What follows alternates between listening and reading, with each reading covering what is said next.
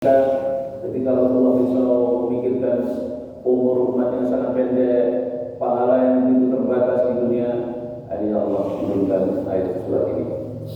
Sungguh kami telah turunkan Al-Quran itu pada malam Lailatul Qadar. Allah katakan, tahukah kamu Muhammad apa malam Lailatul Qadar itu? Lailatul Qadar khairun min alfi syahr. Lailatul Qadar lebih baik daripada 1000 bulan. Kata ulama, Allah menyebutkan lebih baik, bukan hanya sekedar 1000 bulan, lebih baik daripada 1000 bulan.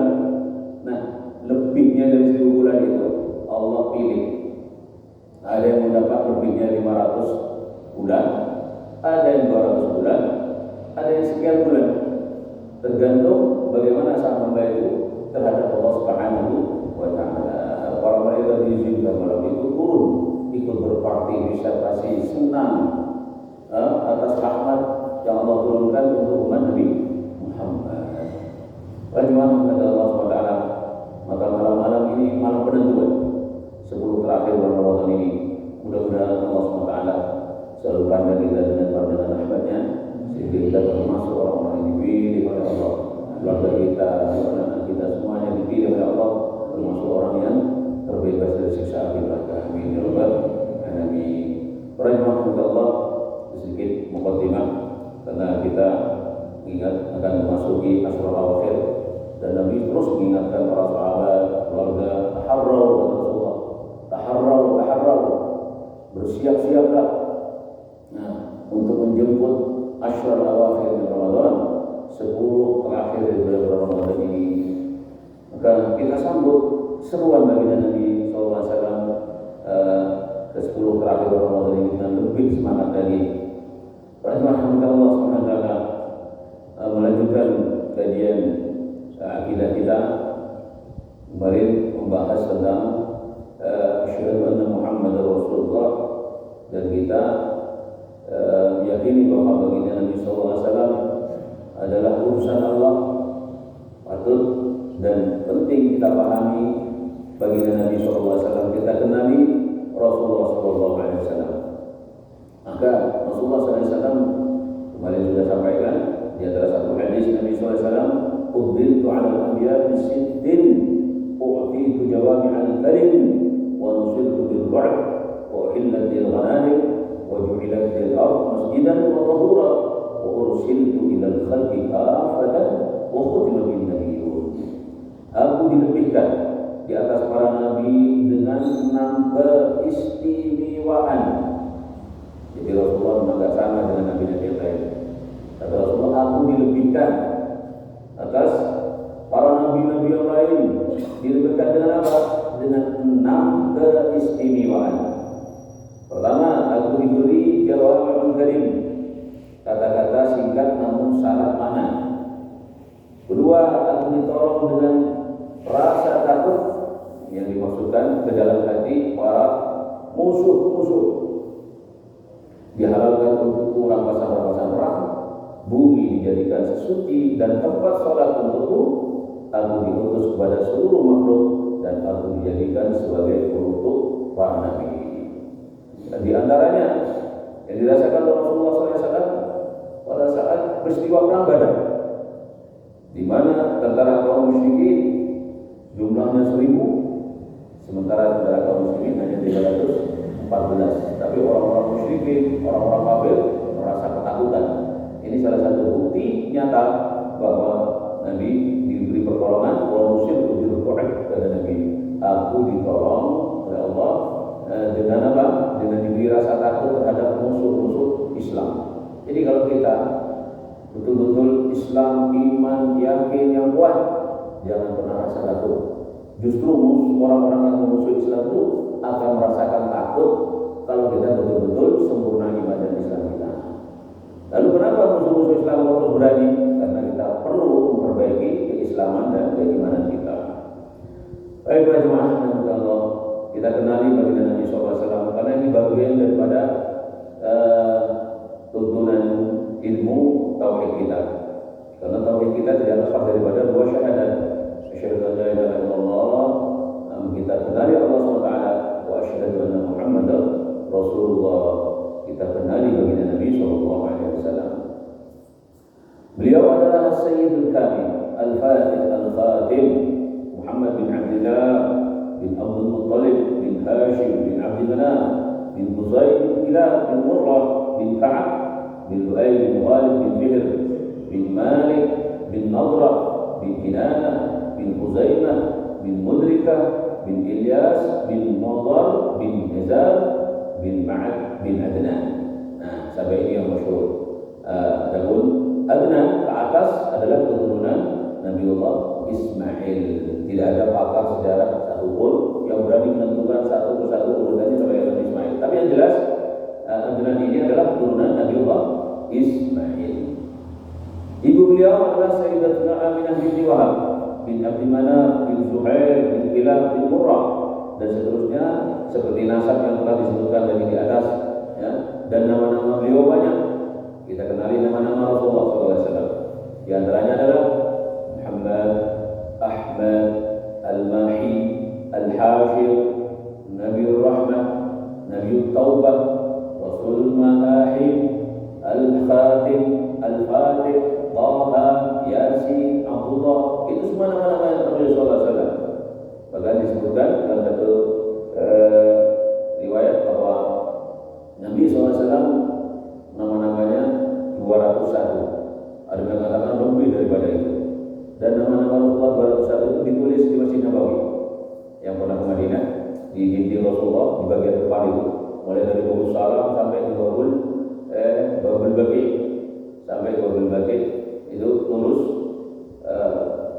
Babul Baqi, ya.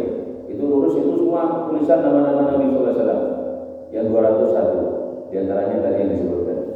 Dan juga diriwayatkan dari Ibnu Abbas radhiyallahu anhu, ia berkata bahwa Nabi SAW bersabda, "Ismi fil Quran Muhammad, wa fil Injil Ahmad, wa fil Taurat Uhid, wa innama summitu Uhid li'anni uhidu an ummati jahannam." Insyaallah kita mendengar hadis ini senang para jemaah. Kenapa? Nabi mengatakan begini, namaku di dalam Al-Quran Muhammad, di dalam Injil Ahmad, di dalam Taurat Uhid. Aku disebut Uhid kenapa? Karena aku menghalangi umatku dari neraka Jahannam. Mudah-mudahan kita termasuk betul-betul umat Nabi Muhammad yang terhalang sudah tidak bisa masuk neraka Jahannam. Karena Rasulullah siap menghadang umatnya apabila digiring neraka Jahannam. Maka Nabi mengatakan, "Innama summitu Uhid li'anni uhidu an ummati jahannam." Karena aku menghalangi umatku dari neraka Jahannam. Beliau baginda Nabi SAW lahir di Mekah pada hari Senin tahun Gajah bulan Rabiul Awal. Salah satu sumber menyebutkan 8 hari setelah berlalunya dari bulan tersebut. Ini sumber lain menyebutkan 12 hari setelah berlalu dari bulan tersebut. Ini pendapat yang menjadi acuan. Ini peristiwa tahun Gajah. Ini peristiwa Abrahah dengan pasukannya ingin menghancurkan Ka'bah. Itu 12 hari setelah Rasulullah SAW dilahirkan. Ini sebab khilaf di antara pakar sejarah. Beliau lahir dalam kondisi sudah terkhitan. Pada saat kita mendengar sifat, keadaan, sejarah Rasulullah SAW ini, mari kita hadirkan begitu keistimewaan bagi Nabi SAW. Beliau lahir dalam kondisi sudah terkhitan. Salah satu sumber menyebutkan beliau dikhitan kakek beliau pada hari ke-7 kelahiran beliau. Ada riwayat yang demikian. Dan beliau disusui Suwaibah al-Aslamiyah, budak wanita Abu Lahab. Setelah beliau disusui ibu beliau sekitar 3 hari. Jadi memang pertama menyusui adalah ibu beliau, Sayyidatuna Aminah. Kemudian setelah 3 hari disusui oleh Suwaibah, budak Abu Lahab. Karena Abu Lahab senang, walaupun tidak beriman nantinya, tapi waktu Rasulullah dilahirkan berarti dia senang atas kelahiran baginda Nabi SAW, sehingga budaknya Suwaibah direlakan untuk menyusui baginda Nabi SAW. Nah, sehingga oleh Allah diringankan adabnya Abu Lahab setiap hari Senin. Cuma gara-gara senang saja, walaupun tidak beriman. Bagaimana dengan orang yang beriman kepada Nabi SAW? Insya Allah semuanya terselamatkan dari siksaan oleh Allah SWT. Namun dengan catatan dengan betul-betul imannya dengan benar dan diamalkan dengan benar. Nah, kemudian dada beliau dibelah saat beliau berusia 3 atau 4 tahun, dan ibunda beliau meninggal saat beliau berumur 6 tahun. Saat beliau berumur 6 tahun. Jadi Rasulullah setelah 6 tahun itu sudah tidak punya ayah dan tidak punya ibu, sudah wafat semuanya. Lalu beliau dirawat siapa? Sang kakek. Kemudian Abdul Muthalib pamannya, dan setelah itu dirawat pamannya pamannya Abu Thalib, dirawat oleh Abu Thalib setelah kakeknya. Allah Azza wa Jalla menyucikan beliau dari segala aib dan kotoran jahiliyah. Wah, kita ikuti satu-satu ini. Bagaimana Rasulullah SAW proses mulai dari lahir dilahirkan. Allah mensucikan beliau dari segala aib dan kotoran jahiliyah, memberi beliau seluruh akhlak baik dan sifat yang disuka, sehingga beliau dikenal Al-Amin, atau orang terpercaya di tengah-tengah kaum beliau. Kenapa? Karena mereka melihat amanah, kejujurannya, dan kesucian beliau, Nabi kita Muhammad SAW. Mereka walaupun belum beriman mengakui itu semua. Bagaimana Rasulullah SAW amanahnya, kejujurannya, dan kesuciannya. Dan saat berusia 12 tahun, beliau pergian bersama paman beliau ke Syam. Setelah tiba di Busra, beliau dilihat rahim Buhairah namanya. Rahim Buhairah. Si rahim kemudian mengenali beliau melalui sifat-sifat beliau. Ini sudah diketahui. Kemudian dia berkata, dia ini Rasul utusan Rabb seluruh alam. Ada Rasul Rabbil Alamin, kata si rahim. Dia kemudian meminta paman beliau Abu Thalib agar membawanya pulang kembali. Kenapa? Karena khawatir keselamatan beliau dari orang-orang Yahudi. Paman beliau akhirnya juga membawa beliau pulang ke Mekah. Setelah itu beliau berpergian ke Sam bersama Maisarah, budak milik Sayyidatina Khadijah binti Khuwailid radhiyallahu anha, untuk memperdagangkan barang-barang milik Khadijah sebelum menikahinya.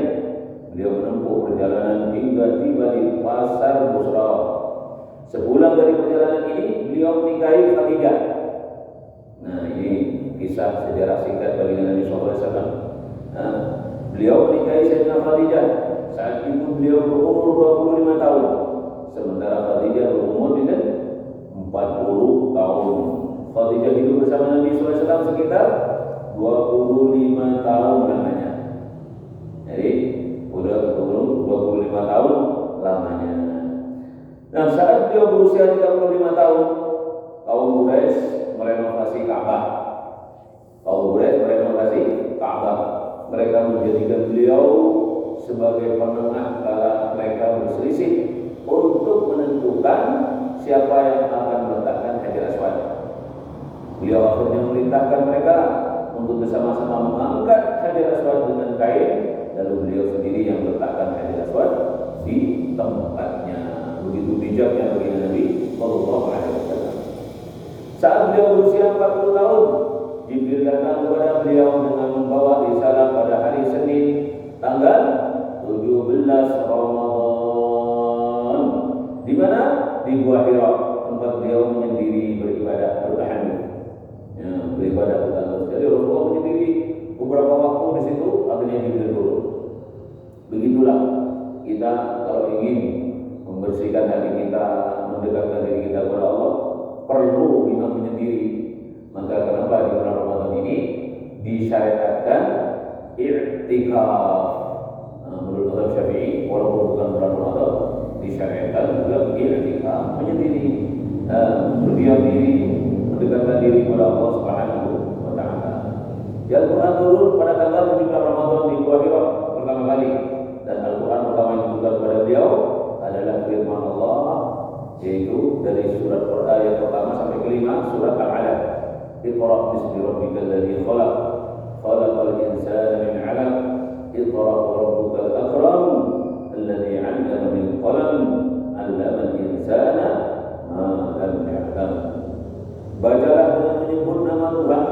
menciptakan manusia dari segumpal darah. Bacalah, dan Tuhanmu lah yang maha mulia, yang mengajar manusia dengan pena. Dia mengajarkan manusia apa yang tidak diketahuinya. Ini 5 ayat surat Al-Alaq. Pertama kali sejarah Al-Quran diturunkan di atas gunung namanya An-Nur, yaitu Jabal An-Nur. Saat menginjak usia 50 tahun, saat menginjak usia 51 tahun 9 bulan, beliau diperjalankan pada malam hari dari Masjidil Haram di Mekah ke Masjidil Aqsa di Baitul Maqdis. Lalu sholat 5 waktu diwajibkan kepada beliau. Beliau melihat Rabb beliau, jadi melihat Allah dengan kedua mata beliau. Lalu Allah menyawahyukan kepada beliau apa yang Dia wahyukan. Waqad auha ma auha. Saat menginjak usia 53 tahun, beliau berhijrah ke Madinah didampingi Abu Bakar As-Siddiq radhiyallahu anhu. Beliau tiba di Madinah pada hari Senin, tanggal 12 Rabiul Awal. Beliau menetap di sana selama 10 tahun dan beliau wafat pada tahun 11 Hijriah dalam usia 63 tahun. 40 tahun sebelum nubuwah dan 13 tahun setelah nubuwah. Jadi beliau Nabi SAW kalau disikluskan usia beliau 40 tahun itu jadi seorang rasul sebelum nubuwah, 13 tahun setelah nubuwah. Pada tahun 2 Hijriah beliau diizinkan berjihad. Kapan itu? Puasa Ramadan diizinkan berjihad pada tahun 2 Hijriah, itu peristiwa perang Badar.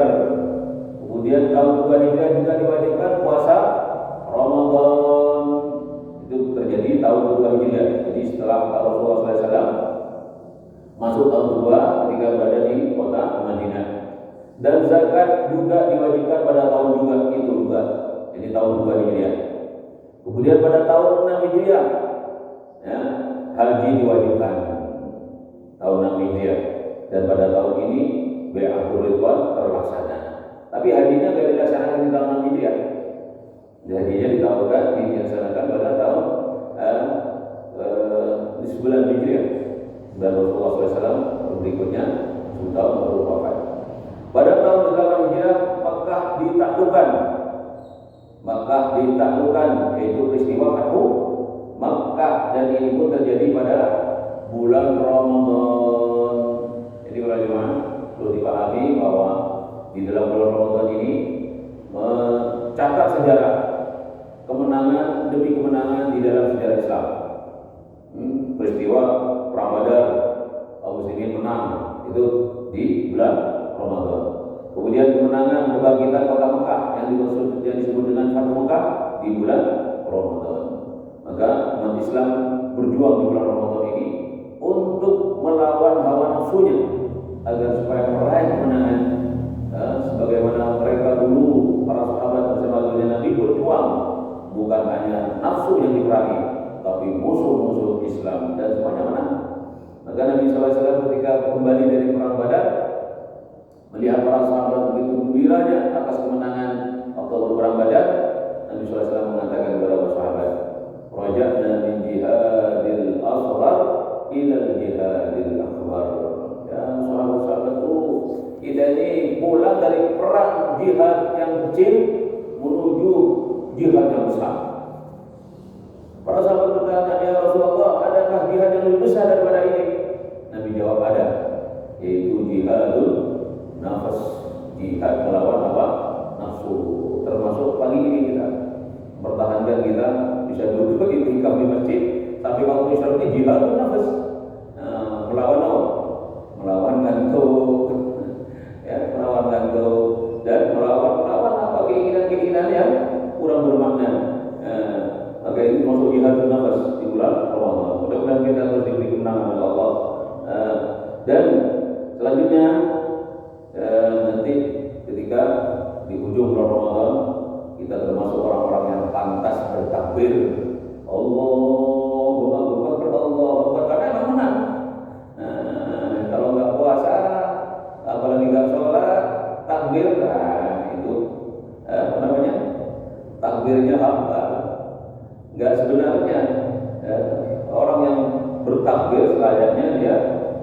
berhasil ketika menjalani puasa di bulan Ramadan, berhasil menaklukkan hawa nafsunya. Baik, selanjutnya pada tahun ke-10 Hijriah haji wada, di Rasulullah SAW diwajibkannya haji tahun ke-6, namun dilaksanakannya tahun ke-10 karena masih banyak tugas-tugas di tahun-tahun berikutnya, tahun ke-7, tahun ke-8, tahun ke-9, maka Rasulullah melaksanakannya haji tahun ke-10 Hijriah sekaligus haji pertama dan haji yang terakhir, maka disebut dengan haji wada. Dan di sanalah Rasulullah SAW menerima wahyu, al-yawma akmaltu lakum dinakum wa atmamtu lakum ni'mati wa raditu lakumul Islam dinan.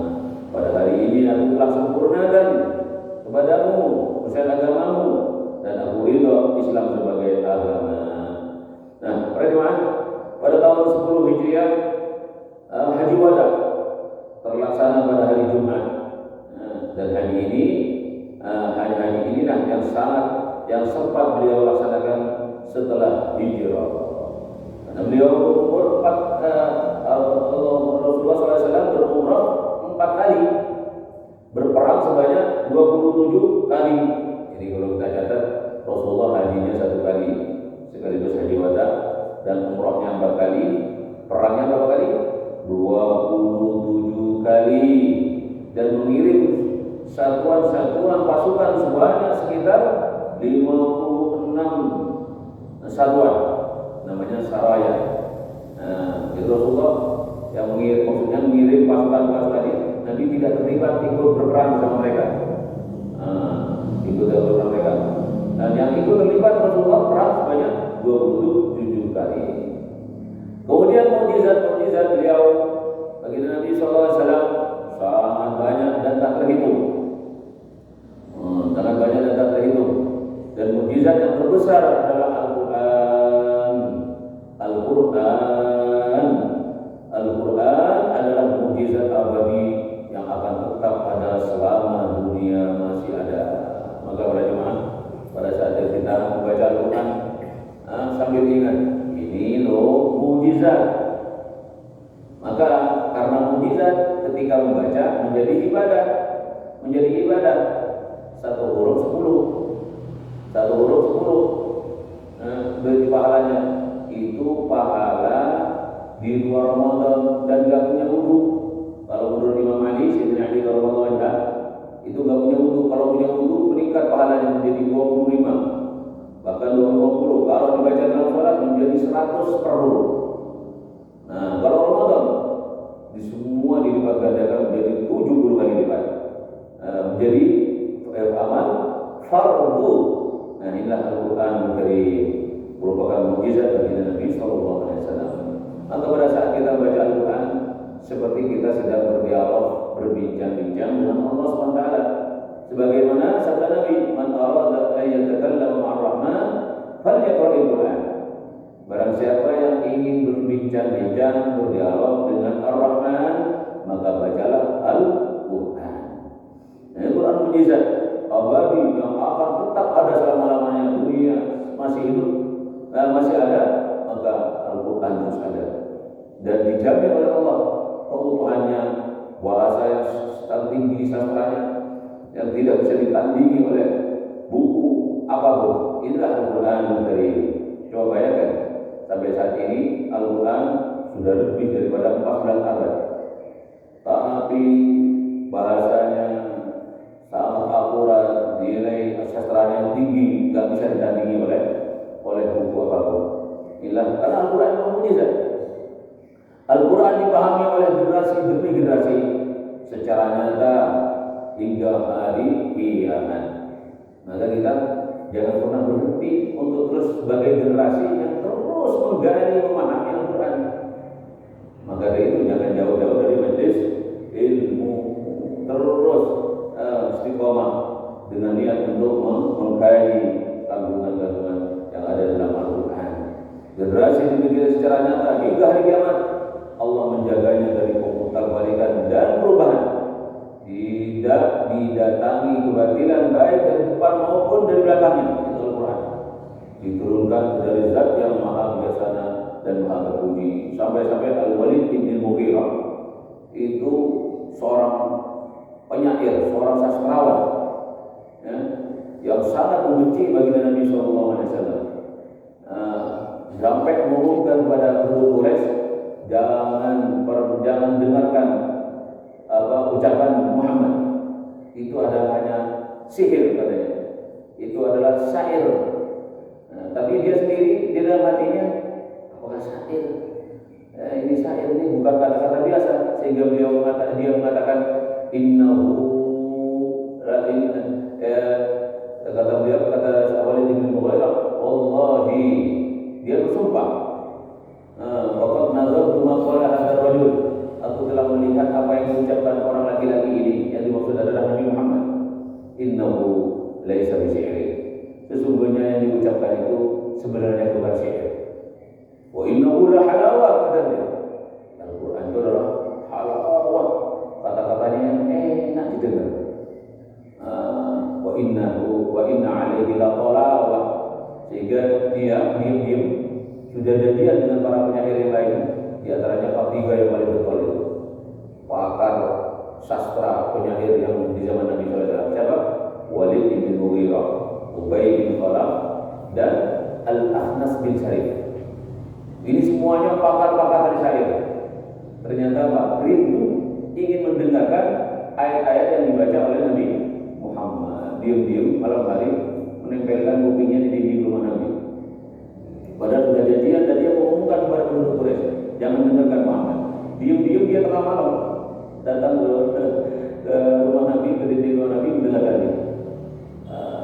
Pada suatu waktu pernah ketemu Walid bin Mughirah dan Ubay bin Khalaf, saling bertanya, kamu ngapain di sini?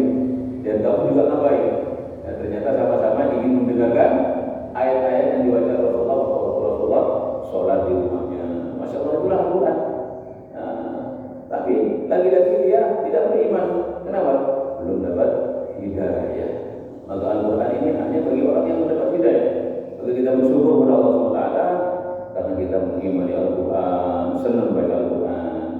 Dzalikal kitabul la raiba fihi hudan lil muttaqin. Dan kita terus menjadi orang-orang yang muttaqin dalam Al-Quran Karim. Baik. Di antara mukjizat beliau adalah bulan terbelah. Ketika orang-orang kafir Mekah meminta beliau memperlihatkan tanda kebesaran kepada mereka. Bulan terbelah, beliau berdoa kepada Allah hingga bulan terbelah menjadi dua bagian dan mereka melihatnya dengan jelas. Bahkan di Mekah itu kan ada dua bukit, ada bukit Sofa, ada bukit Marwah yang sekarang menjadi batas ukuran jaraknya orang sa'i. Dulu bukit. Maka bulan itu Nabi SAW ketika membelah bulan, tangannya diarahkan bulan, kemudian terbelah, yang satu diarahkan ke atas bukit Sofa, yang satu di atas bukit Marwah. Dan semua penduduk Quraisy Mekah melihatnya. Nah, karena mereka minta dulu. Namun lagi-lagi mereka tidak beriman. Belum dapat hidayah. Nah, beliau juga berdoa kepada Allah SWT setelah bulan itu terbelah menjadi dua bagian dan mereka melihatnya dengan jelas. Dan beliau mengatakan kepada penduduk Quraisy ketika bulan terbelah, kata, wahai ayuhan nas, kata Nabi, ishhadu, saksikan itu bulan terbelah menjadi dua. Mereka berkata, Muhammad telah menyibir mata kita. Tidak menerima, jangan justru mengatakan Muhammad telah menyibir mata kita. Nah, itulah di antara mukjizat Nabi. Termasuk mukjizat lainnya, di antaranya apa? Tangisan batang kurma. Tangisan batang kurma diriwayatkan bahwa beliau ketika berkhutbah, beliau di atas tempat duduk di mimbarnya bersandar pada batang kurma karena dulu sangat sederhana mimbarnya, seperti sekarang hanya batang kurma diduduki Rasul bersandar gini. Nah, setelah mimbar dibuat dan beliau tidak lagi menggunakan batang kurma tersebut, oleh para sahabat diganti yang lebih bagus. Dan biasa sudah aku sudah rusak diganti yang lebih bagus. Nah, batang kurma yang dipindahkan itu, yang asal tempat dulu Nabi untuk bersandar dan bersandar, itu mengeluarkan suara seperti suara unta bunting ya 10 bulan. Artinya apa? Sudah siap-siap mau melahirkan. Hingga masjid bergetar karena suaranya dan orang-orang ikut menangis. Masya Allah, ini merintih, sedih.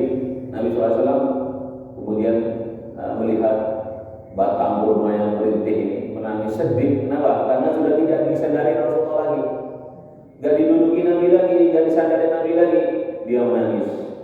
Kemudian Rasulullah SAW meletakkan tangan beliau menenangkan tangisan batang kurma itu, dipegang oleh Rasulullah hingga dia batang kurma ini diam. Dan beliau berkata, apa kata Nabi? Andai aku tidak memeluknya, kata Rasulullah, tentu ia, batang kurma tadi itu, akan tetap menangis seperti itu hingga hari kiamat.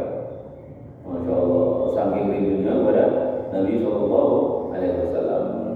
Kemudian juga di antara mukjizat Nabi adalah air memancar di antara jari jemari beliau. Itu peristiwa terjadi pada waktu perang Tabuk.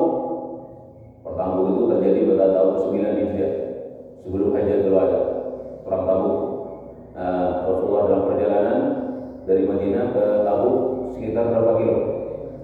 750 kilo. Bayangkan, di tengah perjalanan para sahabat kehausan, lapar, tak sanggup melanjutkan perjalanan. Akhirnya Sayyidina Umar bin Khattab usul kepada Nabi agar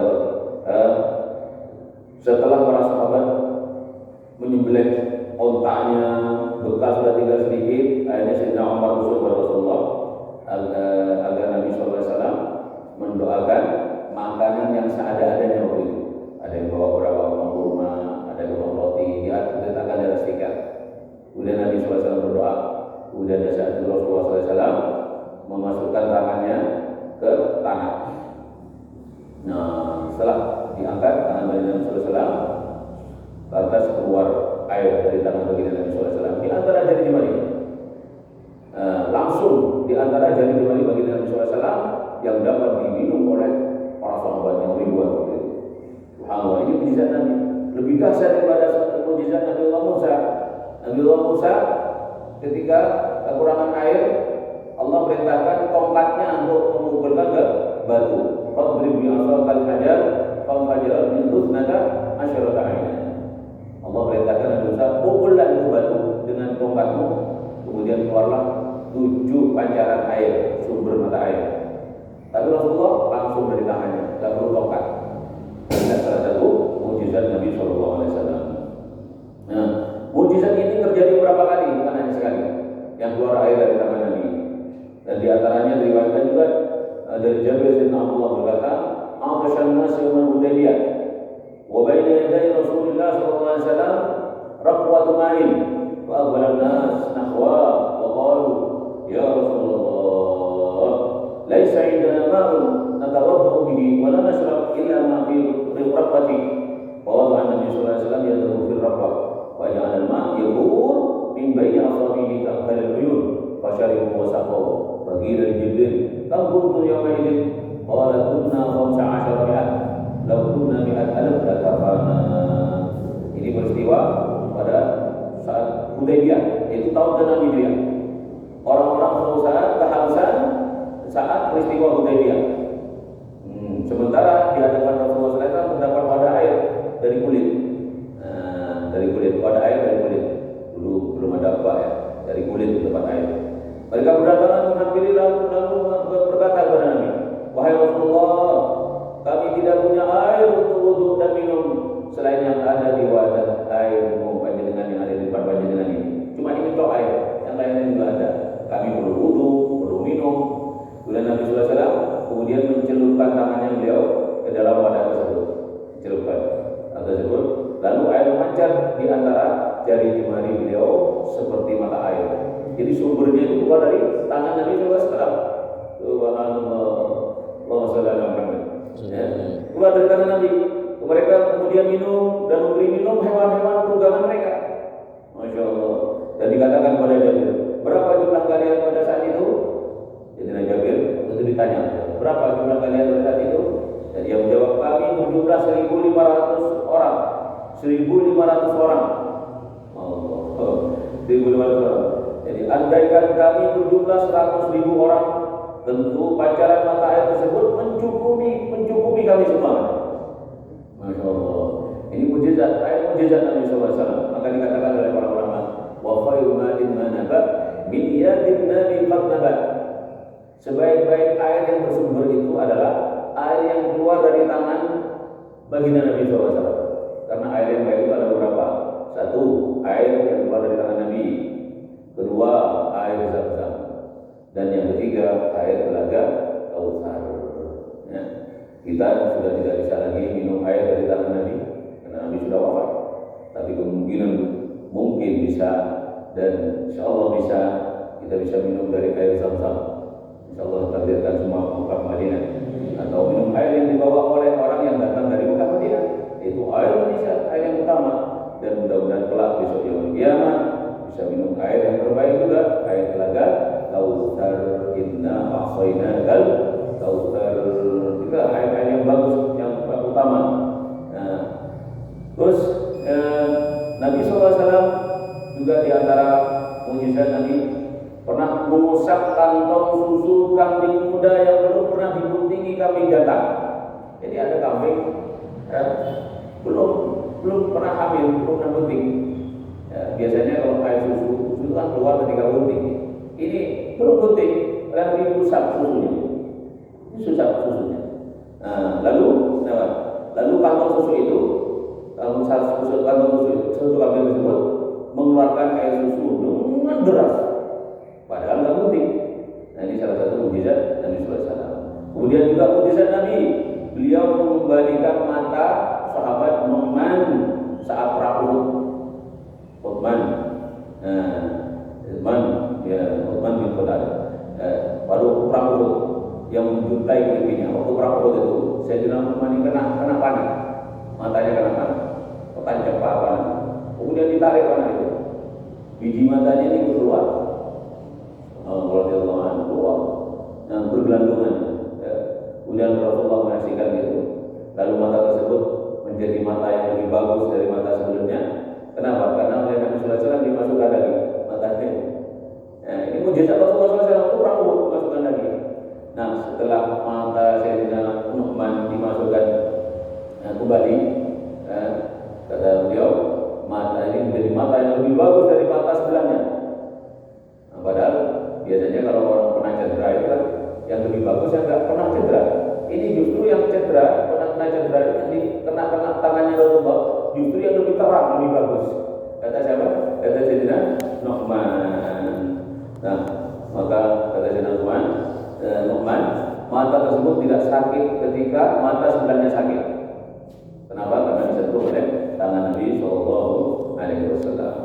Para jemaah rahmati Allah Subhanahu wa taala, banyak mukjizat-mukjizat Rasulullah yang enggak terhitung jumlahnya. Mukjizatuhu la tuhsa, enggak bisa dihitung. Dan selanjutnya ini secara singkat sejarah baginda Nabi sallallahu alaihi wasallam. Kemudian istri-istri dan anak